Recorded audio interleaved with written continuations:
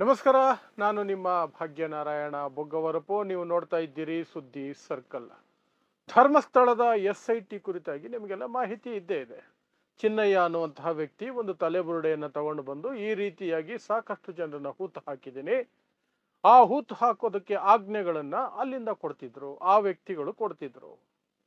ಬನ್ನಿ ತೋರಿಸ್ತೀನಿ ಎಲ್ಲೆಲ್ಲಿ ಹೂತು ಹಾಕಿದ್ದೀನಿ ಅಂತ ಹೇಳಿದ ನಂತರ ಒಂದು SIT ಫಾರ್ಮ್ ಆಯಿತು. ಅದು ಉತ್ಖನನ ಮಾಡ್ತು.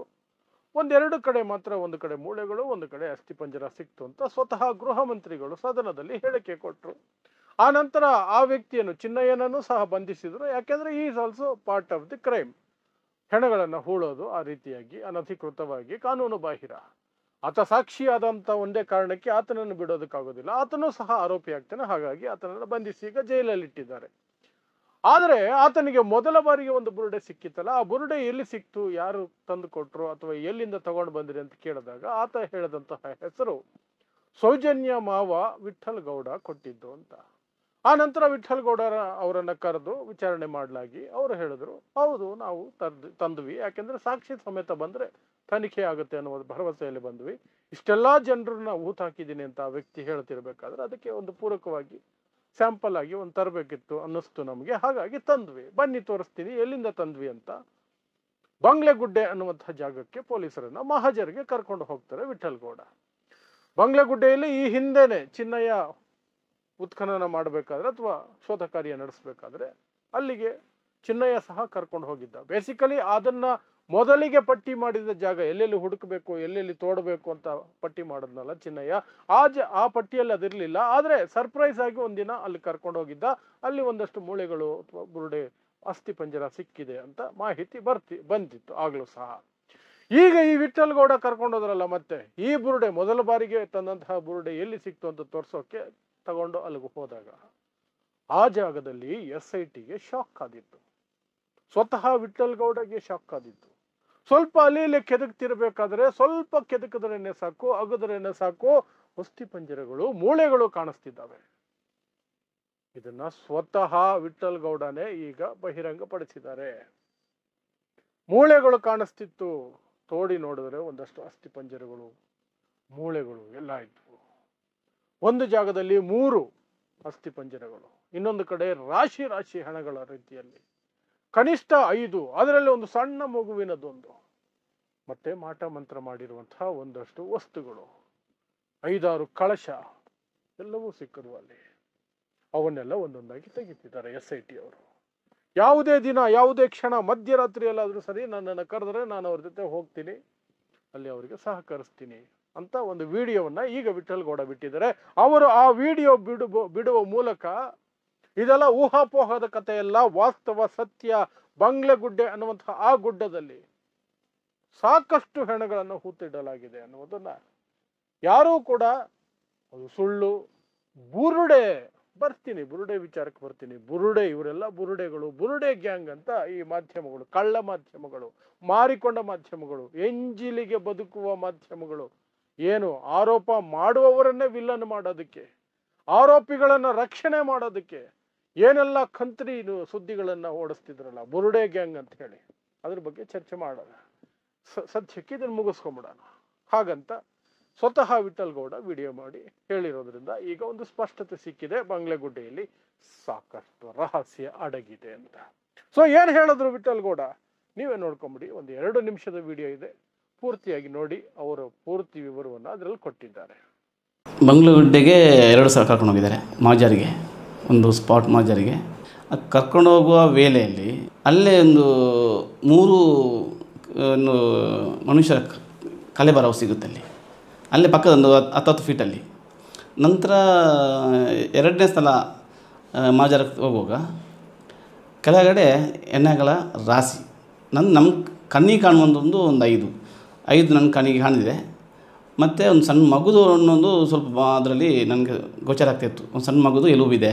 ಅದು ಪಕ್ಕದಲ್ಲಿ ಈ ವಾಮಾಚಾರಕ್ಕೆ ಬಳಸುವಂಥದ್ದು ಸಣ್ಣ ಸಣ್ಣ ಒಂದು ಕಲಶಗಳು ಬರುತ್ತೆ, ಒಂದು 5-6 ಕಲಶ ಇತ್ತು.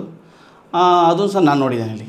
ಅದು ನನ್ನ ಅಧಿಕಾರಿಗಳಿಗೆ ನಾನು ಅವರಿಗೆ ಹೇಳಿದ್ದೀನಿ ನಾನು ಈ ಥರ. ಮತ್ತು ಮಣ್ಣೊಂದು ಜರಿದ ಮಣ್ಣು ಏನು ಹೆಣ ಹಾಕಿದ ಪ್ಲೇಸ್ ನೋಡುವಾಗ ಮಣ್ಣು ಒಂಥರ ಇದಾಗಿದೆ, ಎಲ್ಲಿ ಆ ಗುಡ್ಡೆಯನ್ನು ಸ್ವಲ್ಪ ಜರಿದು ಹೆಣವನ್ನು ಮುಚ್ಚಿ ಹಾಕಲಿಕ್ಕೆ ಮಣ್ಣು ಎಳ್ದು ಹಾಕಿದ್ರೆ ಒಂಥರ ಆ ಆ ಪ್ರದೇಶ ಕಾಣ್ತಾ ಇದೆ. ಅದೇ ಒಂದು 4-5 ಒಂದು 5-6 ಫೀಟಲ್ಲಿ ಬುರುಡೆಗಳ ರಾಶಿ ಇದೆ ಅಲ್ಲಿ, ಮತ್ತು ಎಲುಬುಗಳು ಎಲ್ಲ ಸ್ಪ್ರೆಡ್ ಆಗಿದೆ, ಅಲ್ಲೆಲ್ಲ ಸ್ಪ್ರೆಡ್ ಆಗಿದೆ. ಕೆಲವು ಮಣ್ಣಿನ ಒಳಗೆ ಕಾಣ್ತದೆ, ಈ ಅವರ ಬುರುಡೆಗಳೆಲ್ಲ ಮೇಲೆ ಕಾಣ್ತದೆ. ಮೊನ್ನೆ ನೋಡಿದ್ದು ಹಾಗೇ ಇದೆ, ಅದು ಯಾವುದು ಮುಟ್ಟಲಿಲ್ಲ. ನಿನ್ನೆ ಸಹ ನೋಡಿದ್ದನ್ನು ನಿನ್ನೆ ನೋಡಿದ್ದೀವಿ, ನಿನ್ನೆನೂ ಮುಟ್ಟಲಿಲ್ಲ. ನಿನ್ನೆ ನೋಡಿದ್ದನ್ನು ಅದನ್ನು ತೆಗೆದಿಲ್ಲ, ಹಾಗೆ ಇಟ್ಟು. ನಾವು ನಿನ್ನೆ ವಾಪಸ್ ಬರುವಾಗ ಹೇಳಿದೆ, ನೀವು ಎಷ್ಟು ಹೊತ್ತಿಗೂ ನಾವು ನಾವು ಬರ್ತೀವಿ, ರಾತ್ರಿ 1 ಗಂಟೆ ಫೋನ್ ಮಾಡಿ ಕರೀರಿ, ನಾವು ನಿಮ್ಮ ತನಿಖೆಗೆ ನಾವು ಸಿದ್ಧ ಇದ್ವಿ ಅಂತ ನಾವು ಹೇಳಿ ಬಂದಿದ್ದೀವಿ. ಚಿನ್ನಯ್ಯ, ತೆನಾಸಿ, ರಂಗ, ಸುಬ್ರಹ್ಮಣ್ಯ ಎಷ್ಟು ಜನ ಇದ್ದಾರಲ್ಲಿ ಅವೆಲ್ಲ ನನ್ನ ಹತ್ರ ಹೇಳಿದ್ದಾರೆ. ಅವರ ಮಾಹಿತಿ ಪ್ರಕಾರ ನಾನು ಎಲ್ಲಿ ತೋರಿಸ್ಲಿಕ್ಕೆ ನಾನು ರೆಡಿ ಇದ್ದೇನೆ. SIT ನಮ್ಮನ್ನು ಕರೀಲಿ, ನಾವು ಎಲ್ಲ ಪ್ರದೇಶವನ್ನು ತೋರಿಸ್ತೀವಿ. ನಾವು ಅದೇ ಊರಲ್ಲಿದ್ದು ಒಂದೇ ಇದರಲ್ಲಿ ಅಷ್ಟು ರಾಶಿ ಹಾಕಿದ್ದಾರೆ, ನಮಗೆ ಆಶ್ಚರ್ಯ ಆಗಿದೆ. ಚಿನ್ನಯ್ಯ ಹೇಳಿದ್ದು 100% ಸತ್ಯನೇ, ಅದರಲ್ಲಿ ಡೌಟ್ ಇಲ್ಲ. ನೋಡಿದ್ರಲ್ಲ, ವಿಠಲ್ ಗೌಡ ಪೂರ್ತಿಯಾಗಿ ಎಕ್ಸ್ಪ್ಲೇನ್ ಮಾಡಿದ್ದಾರೆ. ಸೊ ಈಗ ಮಾಧ್ಯಮಗಳ ಬುರುಡೆ ಕಥೆಗೆ ಬರೋಣ. ಆರೋಪ ಮಾಡಿದವರನ್ನೇ ಬುರುಡೆ ಗ್ಯಾಂಗ್ ಇದು, ಷಡ್ಯಂತ್ರ, ವಿದೇಶದಿಂದ ಫಂಡ್ ತಗೊಂಡು ಧರ್ಮಸ್ಥಳ ಕ್ಷೇತ್ರಕ್ಕೆ ಕೆಟ್ಟ ಹೆಸರು ತರೋದಕ್ಕೆ, ಹಿಂದೂ ಧರ್ಮಕ್ಕೆ ಕಳಂಕ ತರೋದಕ್ಕೆ ಇದೆಲ್ಲ ಮಾಡ್ತಿದ್ದಾರೆ ಅಂತ ಕತೆ ಕಟ್ಟಿದಂತಹ ಮಾಧ್ಯಮಗಳು ಇವರಿಗೆ ಬುರುಡೆ ಗ್ಯಾಂಗ್ ಅಂತ ಹೆಸರಿಟ್ಬಿಟ್ಟಿತ್ತು. ಯಾರಿಗೆ? ಆರೋಪ ಮಾಡುವವರಿಗೆ. ಬುರುಡೆ ಅಂದ್ರೆ ಕನ್ನಡದಲ್ಲಿ 2 ಅರ್ಥ ಇದೆಯಲ್ಲ, ಸುಳ್ಳು ಹೇಳೋದು ಅಂತಾನೂ ಇದೆಯಲ್ಲ, ಆ ರೀತಿಯಾಗಿ. ಆದ್ರೆ ಈಗ ನಿಜವಾಗ್ಲೂ ಬುರುಡೆ ಗ್ಯಾಂಗ್ ಆಗಿದ್ಯಾರು? ಬಂಗ್ಲೆಗುಡ್ಡೆಯಲ್ಲಿ ಅಷ್ಟೊಂದು ಸಿಕ್ಕಿದಾವಲ್ಲ, ಸ್ವತಃ ಹೋದಂತಹ ವ್ಯಕ್ತಿನೇ ವಿಡಿಯೋ ಮಾಡಿ ಹೇಳ್ತಿದಾರಲ್ಲ. ಊಹಾಪೋಹ ಅಲ್ಲ, ಮೂಲದಿಂದ ಬಂದಂತಹ ಸುದ್ದಿ, ಒಳಗಡೆಯಿಂದ ಬಂದಂತಹ ಸುದ್ದಿ, ಕದ್ದು ಮುಚ್ಚಿ ತೆಗೆದ ಸುದ್ದಿ ಏನು ಅಲ್ಲ, ನೇರವಾಗಿ ವಿಡಿಯೋ ಮಾಡಿ ಹೇಳ್ತಿರೋದು ವಿಠಲ್ ಗೌಡ. ನೀವು ನೋಡಿದ್ರಲ್ಲ ವಿಡಿಯೋನ. ಹಾಗಾದ್ರೆ ನಿಜವಾಗ್ಲೂ ಬುರುಡೆ ಬಿಡ್ತಾ ಇದ್ದಿದ್ದು ಯಾರು? ಸುಮ್ನೆ ಬುರುಡೆ ಗ್ಯಾಂಗ್ ಅಂತ ಇನ್ನೊಬ್ಬರ ಮೇಲೆ ಆರೋಪ ಮಾಡ್ತಿದ್ದಂತಹ ಇದೇ ಮಾಧ್ಯಮಗಳು, ಇದೇ ಮಾರಿಕೊಂಡ ಮಾಧ್ಯಮಗಳು. ಮತಾಂಧರನ್ನ, ಕಾಮಾಂಧರನ್ನ ರಕ್ಷಣೆ ಮಾಡೋದಕ್ಕೆ ಏನೆಲ್ಲ ಕಥೆಗಳನ್ನ ಕಟ್ಟಿದ್ರು, ಎಂತೆಂಥವನ್ನೆಲ್ಲ ಹೇಳ್ಕೊಂಡು ಬಂದ್ರು. ಅವನವನ ಕಿರಿಕೀರ್ತಿಯಂತೆ, ಅವನು ಸೌಜನ್ಯ ಸಾವನ್ನ, ಅತ್ಯಾಚಾರ ಆಗಿ ಕೊಲೆ ಆದಂತಹ ಗುಪ್ತಾಂಗಕ್ಕೆ ಮಣ್ಣು ತುಂಬಿದ್ದಂತಹ ಪರಿಸ್ಥಿತಿಯಲ್ಲಿ ಅರಬೆತ್ತಲೆಯಾಗಿ ರಾತ್ರಿಯೆಲ್ಲ ಬೀದಿಯಲ್ಲಿ ಬಿದ್ದಿದ್ದಂತಹ ಸೌಜನ್ಯ. ಆ ಫೋಟೋ ನೋಡಿದ್ರೆ ಇವತ್ತಿಗೂ ಹೊಟ್ಟೆ ಉರಿಯುತ್ತೆ, ಕಣ್ಣಲ್ಲಿ ನೀರು ಬರುತ್ತೆ. ಅದನ್ನ ಪವಿತ್ರ ಸಾವು ಅಂತ ಕರೀತಾನೆ ಅವನೆಂಥ ಹಲ್ಕಟ್ಟಿರ್ಬೇಕು ಅವನು, ಕಿರಿಕಿರ್ತಿ ಅನ್ನೋನು ಪವಿತ್ರ ಸಾವಂತೆ. ಅದು ಇನ್ನೊಬ್ಬ ಅವನು ಗಿಳಿಯಾರಂತೆ, ವಸಂತ ಗಿಳಿಯಾರ. ಬರೀ ಸುಳ್ಳು. ಕಾಮಾಂಧರು, ಮತಾಂಧರು, ಕೊಲೆಗಡುಕರು ಅಂಥವರನ್ನು ರಕ್ಷಣೆ ಮಾಡಬೇಕು ಅಂತಲೇ ಮಾತಾಡ್ತಿರೋ ಸ್ಪಷ್ಟವಾಗಿ ಗೊತ್ತಾಗುತ್ತೆ ಅವನ ಮಾತುಗಳಲ್ಲಿ. ಯಾರನ್ನು ಸಹ ಕೆಟ್ಟದಾಗಿ ಮಾತಾಡೋದು, ಕೆಟ್ಟದಾಗಿ ಹೇಳೋದು. ಯಾರು ಸತ್ಯಕ್ಕಾಗಿ ಹೋರಾಡ್ತಿದ್ದಾರೋ, ಯಾರು ಸತ್ಯದ ಪರ ಧ್ವನಿ ಎತ್ತುತ್ತಾ ಇದ್ದಾರೋ ಅವರ ಇದನ್ನೇ ಅಡಗಿಸ್ಬಿಡ್ಬೇಕು, ಅವರ ಆತ್ಮಸ್ಥೈರ್ಯವನ್ನ. ಆ ರೀತಿ ಇವನು ವಸಂತ ಗಿಳಿಯಾರ ಅನ್ನುವಂಥವನು ಅದು ಏನು ಒಪ್ಪಂದ ಮಾಡ್ಕೊಂಡಿದ್ದಾನೋ, ಯಾರ ಜೊತೆ ಯಾವ ಒಪ್ಪಂದಗಳಾಗಿದ್ದಾವೋ ಗೊತ್ತಿಲ್ಲ. ಅವನು ಅಂಥ ಆ ನೀಚ ಮಟ್ಟಕ್ಕೆ ಒಂದು ಕಡೆ ಬೆದರಿಕೆ, ಇನ್ನೊಂದು ಕಡೆ ಅವಹೇಳನ, ಎರಡೂ ಮಾಡ್ಕೊಂಡು ಹೋಗ್ತಿದ್ದಾನೆ. ಅದಕ್ಕೆ ತಕ್ಕಂತೆ ಈ ಗೋಧಿ ಮಾಧ್ಯಮಗಳು ಇಂತಹ ಮಾನಗೆಟ್ಟ ಜನ್ಮಗಳನ್ನ ಕೂರಿಸ್ಕೊಂಡು ಸುದ್ದಿ ಮಾಡೋದು, ಅದನ್ನೇನೋ ದೊಡ್ಡ ಇದು ಅಂತ ತೋರಿಸೋದು, ಇವರೆಲ್ಲರಿಗೂ ಲೇಪನ ಮಾಡ್ದಂಗೆ ಅವನೊಬ್ಬ ಸೂಲಿಬೆಲೆ ಅಂತ. ಅದೊಂದು ಮಾನಗೆಟ್ಟ ನಾಲಿಗೆ, ಸುಳ್ಳು ಹೇಳೋದಕ್ಕೆ ಅಂತಾನೆ ಹುಟ್ಟಿರೋ ನಾಲಿಗೆ ಇವ್ರದ್ದು ಗ್ಯಾಂಗು. ಈಗ ಬುರುಡೆ ಗ್ಯಾಂಗ್ ಯಾರು? ಇದೇ ಗ್ಯಾಂಗ್ ತಾನೆ. ಏನೂ ಸಿಕ್ಕಿಲ್ಲ ಅಂತ ಬೊಗಳ್ತಾ ಇದ್ದಂತಹ ಇದೇ ಗ್ಯಾಂಗ್ ತಾನೆ ಬುರುಡೆ ಗ್ಯಾಂಗ್. ಅವ್ರು ತಾನೆ ಬುರುಡೆ ಬಿಡ್ತಾ ಇದ್ದಿದ್ದು ದಿನ. ಈಗಲಾದರೂ ಅಟ್ಲೀಸ್ಟ್ ಇದ್ರ ಬಗ್ಗೆ ದೊಡ್ಡ ಸುದ್ದಿ ಮಾಡ್ತಾರ? ಅಷ್ಟೊಂದು ಸಿಕ್ತಿದ್ದಾವೆ ಅಲ್ಲಿ ಅಂತ ಸುದ್ದಿ ಮಾಡ್ತಾರಂದ್ರೆ ಇಲ್ಲ. ನೋ, ಅದೇ ನಾನ್ಸೆನ್ಸ್ ಅಂಟ್ಕೊಂಡು ಅದೇ ಸುಳ್ಳನ್ನು ಬಿತ್ತರಿಸ್ಕೊಂಡು ಹೋಗ್ತಾರೆ. ಷಡ್ಯಂತ್ರ ನಡೀತಾ ಇದೆ. ಏನು ಆಕಾಶದಿಂದ ಉದುರು ಬೀಳುತ್ತಿದ್ದಾವ ಅಲ್ಲಿ ಮೂಳೆಗಳು, ಅಸ್ಥಿಪಂಜರಗಳು ಷಡ್ಯಂತ್ರ ಮಾಡೋದಕ್ಕೆ? ಅಥವಾ ನಿನ್ನೆ ಮೊನ್ನೆ ಹೋಗಿ ಊತ ಹಾಕಿದಾರ? ಏನ್ ನಾನ್ಸೆನ್ಸ್ ಮಾಡ್ತೀರಿ? ಈಗಿರುವಂತಹ ಟೆಕ್ನಾಲಜಿಗೆ ಒಂದು ಸಣ್ಣ ಒಂದು ಮಿಲಿಮೀಟರ್ದ ಮೂಳೆ ಪೀಸ್ ಸಿಕ್ಕಿದ್ರೆ ಸಾಕು, ಮೂಳೆ ಪೀಸ್ ಸಿಕ್ಕಿದ್ರೆ ಸಾಕು, ಅದು ಯಾವಾಗಿನದು, ಗಂಡಸ್ತಾ ಹೆಂಗಸ್ತಾ ಏನು ಎತ್ತ ಅಂತ ಅದ್ರದ್ದು ಅರ್ಧ ಹಿಸ್ಟ್ರಿ ಬಂದ್ಬಿಡುತ್ತೆ. ಅಂಥದ್ರಲ್ಲಿ ಯಾರಾದರೂ ಏನಾದ್ರು ಹೊಸದಾಗಿ ಏನಾದ್ರು ಸೇರ್ಸಕ್ಕಾಗತ್ತಾ? SIT ಏನು ಅಷ್ಟು ಯೋಚನೆ ಇಲ್ಲದೆ ವಿವೇಚನೆ ಇಲ್ಲದೆ ಇದು ತನಿಖೆ ಮಾಡ್ತಿರುತ್ತಾ? ಆದರೂ ಸಹ ಈಗಲೂ ಹೇಳೋದು ಷಡ್ಯಂತ್ರ, ಸುಳ್ಳು ಆರೋಪಗಳು. ಅಲ್ಲಿರೋರೆಲ್ಲ ಸಾಚಗಳು, ಅವರೆಲ್ಲ ದೊಡ್ಡ ದೊಡ್ಡ ಮನುಷ್ಯರು, ಸಾಚಗಳು, ಅವ್ರ ಮೇಲೆ ಆರೋಪ ಮಾಡ್ತಿದ್ದಾರೆ. ಎಷ್ಟು ಎಂಜಿಲ್ ನೆಕ್ತೀರಿ? ಎಂಜಿಲು ನೆಕ್ಕೋದರಿಂದಾನೇ ಶ್ರೀಲಂಕಾದಲ್ಲಿ ಹಾಗಾಗಿದ್ದು, ಬಾಂಗ್ಲಾದೇಶದಲ್ಲಿ ಹಾಗಾಗಿದ್ದು, ನೇಪಾಳದಲ್ಲಿ ಹೀಗಾಗ್ತಿರೋದು. ಅದನ್ನೆಲ್ಲ ನೋಡ್ತಿದ್ರು ಸಹ ಇನ್ನೂ ಬುದ್ಧಿ ಬಂದಿಲ್ಲ ಇವಕ್ಕೆ.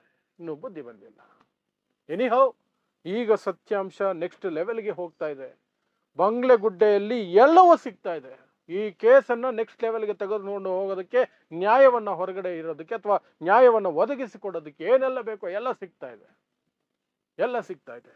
ಇವರ ಕೊನೆ ಅಸ್ತ್ರ ಅದೇ ಸುಳ್ಳಿಗೆ ಅಂಟ್ಕೊಂಡು, ಇದು ಸುಳ್ಳು ಷಡ್ಯಂತ್ರ ಅಂತ ಹೇಳಿ ಜನರ ಬಾಯಿ ಮುಚ್ಚಿಸೋದು, ಸತ್ಯವನ್ನು ಮಣ್ಣು ಹಾಕಿ ಹೂತು ಬಿಡೋದು. ಆ ಪ್ರಯತ್ನವನ್ನು ಮಾತ್ರ ಇವರು ಬಿಡ್ತಾ ಇಲ್ಲ, ಗೋಧಿ ಮಾಧ್ಯಮಗಳು ಮತ್ತು ಈ ಮಾರ್ಕೊಂಡ ಮಾಧ್ಯಮಗಳು. ಅದಕ್ಕೆ ಅವುಗಳನ್ನು ಬುರುಡೆ ಮಾಧ್ಯಮ ಅಂತ ಕರಿಬೇಕು ಅಂತ ಸಾಕಷ್ಟು ಜನ ಸಜೆಸ್ಟ್ ಮಾಡ್ತಿದ್ದಾರೆ. ಬುರುಡೆ ಮಾಧ್ಯಮ, ಬರೀ ಸುಳ್ಳು ಹೇಳುವಂತಹ ಬುರುಡೆ ಮಾಧ್ಯಮ. ಇದಿಷ್ಟು ಈಗ ಧರ್ಮಸ್ಥಳ SIT ವಿಚಾರವಾಗಿ ಆಗಿರುವಂತಹ ಡೆವಲಪ್ಮೆಂಟ್ಸ್. ಅದರಲ್ಲೂ ವಿಶೇಷವಾಗಿ ವಿಠಲ್ ಗೌಡ ಅವರು ವಿಡಿಯೋ ಬಿಟ್ಟ ನಂತರ ಅಲ್ಲಿ ಅನುಮಾನಗಳಿಗೆ ಆಸ್ಪದ ತುಂಬಾ ಕಡಿಮೆ. ಬಂಗ್ಲೆಗುಡ್ಡೆಯಲ್ಲಿ ಸಿಕ್ಕಿದವ ಇಲ್ಲವಾ ಅನ್ನುವ ಪ್ರಶ್ನೆಗೆ ಉತ್ತರವನ್ನು ಅವರ ವಿಡಿಯೋದಲ್ಲಿ ಸ್ಪಷ್ಟವಾಗಿ ಕೊಟ್ಟಿದ್ದಾರೆ. ಸೊ ಈಗ ಬಿಟ್ಟಿರೋದು SITಗೆ ಒಂದೊಂದು ಬಾಡಿಯ ಮೂಲಕ್ಕೂ ತಲುಪಬೇಕು. ಯಾವನೇ ಆಗಿರಲಿ ಅದಕ್ಕೆ ಕಾರಣಕರ್ತ ಬಿಡೋ ಮಾತೇ ಇಲ್ಲ ಅಂತ SIT ಪಟ್ಟಿರೋದು ಕೂತ್ಕೋಬೇಕು ಅಷ್ಟೇ, ಇನ್ನೇನಿಲ್ಲ. ಸತ್ಯ ಹೊರಗೆ ಬರುತ್ತೆ, ನ್ಯಾಯ ಸಿಗುತ್ತೆ. ಆ ನಂಬಿಕೆ ಮೂಡ್ತಾ ಇದೆ. ಈಗ ನೋಡೋಣ ಏನಾಗತ್ತೆ ಅಂತ. ಮುಂದೆ ಆಗುವ ಎನಿ ಡೆವಲಪ್ಮೆಂಟ್ಸ್, ಯಾವುದೇ ಬೆಳವಣಿಗೆಗಳಾಗಲಿ ತಕ್ಷಣ ನಿಮ್ಮ ಮುಂದೆ ತರುವಂತಹ ಪ್ರಯತ್ನವನ್ನು ನಾನು ಎಂದಿನಂತೆ ನಿರಂತರವಾಗಿ ಮುಂದುವರಿಸ್ಕೊಂಡು ಹೋಗ್ತೀನಿ. ಸೊ ಇಂತಹದೇ ವಿಶೇಷ ವರದಿಗಳಿಗಾಗಿ ನೋಡ್ತಾ ಇರಿ ಸುದ್ದಿ ಸರ್ಕಲ್. ನಾನು ನಿಮ್ಮ ಭಾಗ್ಯನಾರಾಯಣ ಬೊಗ್ಗವರಪು.